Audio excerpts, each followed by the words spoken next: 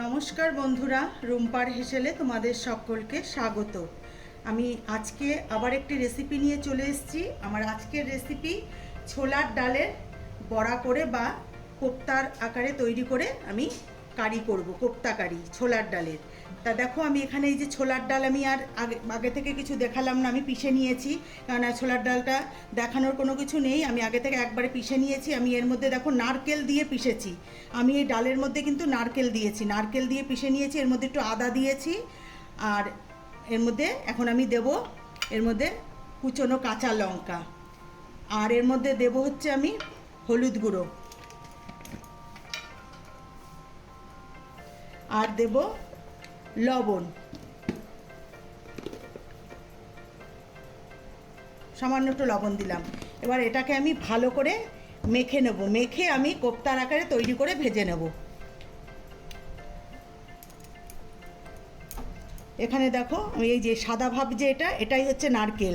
এটা যেহেতু আমি সম্পূর্ণ নিরামিষভাবে করছি, আর এর মধ্যে নারকেল দিয়ে মানে বড়াটা কোপ্তাটা তৈরি করলে খুবই ভালো লাগে খেতে, খুব সুস্বাদু হয়। আর তোমরা যদি আমিষভাবে করতে চাও তাহলে তোমরা এর মধ্যে একটা ডিমকে ভেঙে দিতে পারো, সেটাও ভালো লাগে খেতে। তা আজকে আমি যেহেতু সম্পূর্ণ নিরামিষভাবে করছি, তাই এর মধ্যে আমি নারকেল কোড়া দিয়েছি। এই যে দেখো বন্ধুরা, আমি ভালো করে ডালটাকে সমস্ত কিছু দিয়ে, হলুদ নুন সব কিছু দিয়ে আমি ভালো করে মেখে নিয়েছি। আর তোমাদেরকে একটা জিনিস দেখাই, এই যে ফ্রেশ নারকেল কোড়া, এইরকম ফ্রেশ নারকেল কোড়া নিয়ে আমি ডালের সঙ্গে পিষে নিয়েছি। এবার আমি ডালের বড়াগুলো বা কোপ্তাগুলো বানিয়ে নেব। তার জন্য চলো গ্যাসের কাছে চলে যাই। এই যে দেখো, কড়াই বসিয়ে আমি সাদা তেল দিয়ে দিয়েছি, তেল আমার গরম হয়ে গেছে। এইবার আমি এইভাবে বড়ার কোপ্তাগুলোকে আমি ভেজে নেব। দেখো এইভাবে, এটা কিন্তু খেতে ভীষণই ভালো হয়। নারকেলটা কিন্তু দেবেই, আমিষভাবে করলে তাহলে একটা ডিম ভেঙে দেবে। আর এইটা খেতে এতটাই ভালো লাগে, তোমরা যে কোনো নিরামিষ দিনে কিন্তু এটা অবশ্যই বানিয়ে খেতে পারো। আর বন্ধুরা, তোমাদের কাছে আমার অনুরোধ রইল, ভিডিওটা প্রথম থেকে শেষ পর্যন্ত দেখবে। এবার আমি এইভাবে বড়াগুলোকে বা কোপ্তাগুলোকে ভেজে তুলে নেব। দেখো বন্ধুরা, বড়া বা কোপ্তাগুলো, ছোলার ডালে আমি যে কোপ্তাগুলো বানিয়েছিলাম সেগুলো ভেজে তুলে নিয়েছি। এবার আমি ওই তেলের মধ্যেই আমি দিয়ে দেবো ফোড়ন। ফোড়নে দিচ্ছি শুকনো লঙ্কা, জিরে, তেজপাতা। তোমরা চাইলে গোটা গরম মশলাও দিতে পারো, আমি দিলাম না। এবার আমি এর মধ্যে দিয়ে দেবো কেটে রাখা আলু। আলুটাও তোমরা চাইলে দিতে পারো, নাও দিতে পারো, কিন্তু বাঙালিদের তো জানোই যে কোনো রান্নাতে একটু আলু দিলে ভালোই লাগে, আর আমরা দিয়েও থাকি। এবার আমি এর মধ্যে দিয়ে দেবো একটু হলুদ গুঁড়ো, হলুদ গুঁড়ো দিয়েছি। এবার একটু দেবো লবণ দিয়ে আমি আলুগুলোকে লাল লাল করে একটু ভেজে নেব। আলুটা দেখো আমার ভাজা হয়ে গেছে, আমি আর আলু তুলে নেব না, এর মধ্যেই আমি মশলা দিয়ে দেবো। মশলা দেখো, এখানে আমি জিরে, আদা আর 4টে শুকনো লঙ্কা একসাথে করে পিষে নিয়েছি, মশলাটা দিয়ে দিলাম। এবার আমি দিয়ে দেবো এর মধ্যে কেটে রাখা টমেটো, আর দেব হলুদ গুঁড়ো, তখন আমি অল্প দিয়েছিলাম, দেবো হলুদ গুঁড়ো, আর দেবো পরিমাণ মতো লবণ।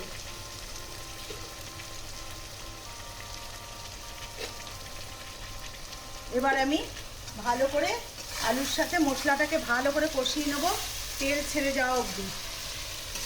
মশলা প্রায় কষানো হয়ে এসছে, আর একটু কষাতে হবে। মশলা রান্নায় যত কষাবে ততই রান্নার স্বাদ বাড়বে। এবার আমি এর মধ্যে দিয়ে দিচ্ছি কাজু বাদাম আর একটু টক দই একসাথে করে ফেটিয়ে নিয়েছি, সেটা। কাজু বাদামটা দিলে রান্নার স্বাদটা আরও বেশি ভালো হবে। এবার আমি এর সাথে ভালো করে আরেকটু কষিয়ে নেব। দেখো, মশলা আমার ভালোভাবে কষানো হয়ে গেছে, তেলও ছেড়ে দিয়েছে। এবার আমি এর মধ্যে দিয়ে দেব জল, আর জলটাকে আমি আগে থেকে ফুটিয়ে রেখেছিলাম, সেই জলটাই দেব। যে কোনো রান্নায় ফোটানো জল দিলে রান্নাটা বেশি ভালো হয়।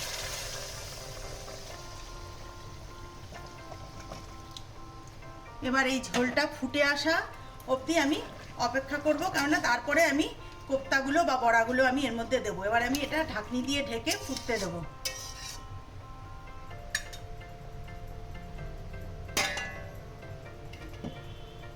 ঢাকনাটা তুলে নেব। দেখো ঝোলটা ভালো মতন ফুটে উঠেছে। এবার আমি এর মধ্যে কোপ্তাগুলো দিয়ে দেব। দিয়ে আমি বেশি নাড়াচাড়া করব না, কেননা কোপ্তাগুলো ভেঙে যেতে পারে।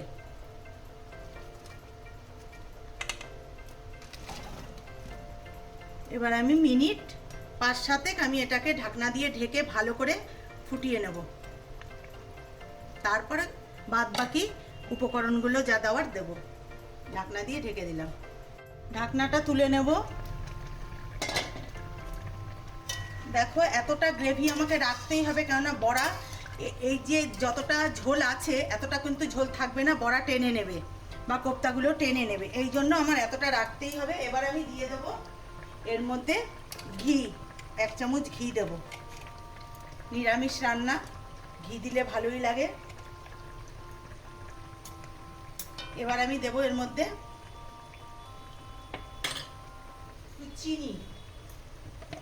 ব্যালেন্সের জন্য তোমরা অবশ্যই চিনিটা একটু দিও, তাহলে ভালো লাগবে খেতে। সবশেষে দেব গরম মশলা।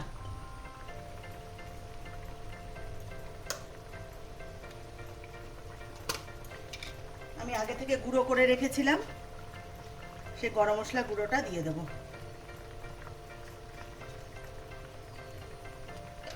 এবার আমি নেড়েচেড়ে নামিয়ে নিয়ে তোমাদেরকে দেখাচ্ছি। বন্ধুরা, ছোলার ডালের কোপ্তা কারি আমার হয়ে গেছে, নামিয়ে নিয়েছি। এবার একটা পাত্রে সার্ভ করে নিচ্ছি। তাহলে বন্ধুরা, তোমরা অবশ্যই আমি যেভাবে বানালাম তোমরা বাড়িতে অবশ্যই এইভাবে বানিয়ে খেয়ে আমাকে জানাবে তোমাদের কেমন লাগলো। আশা করব তোমাদের ভালো লাগবে। তাহলে বন্ধুরা, আমার ভিডিওটি যদি ভালো লাগে লাইক, শেয়ার, কমেন্টস করো।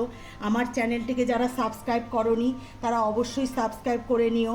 আর যারা ফেসবুক থেকে দেখছো তারা ফেসবুকের পেজটিকে অবশ্যই ফলো করো।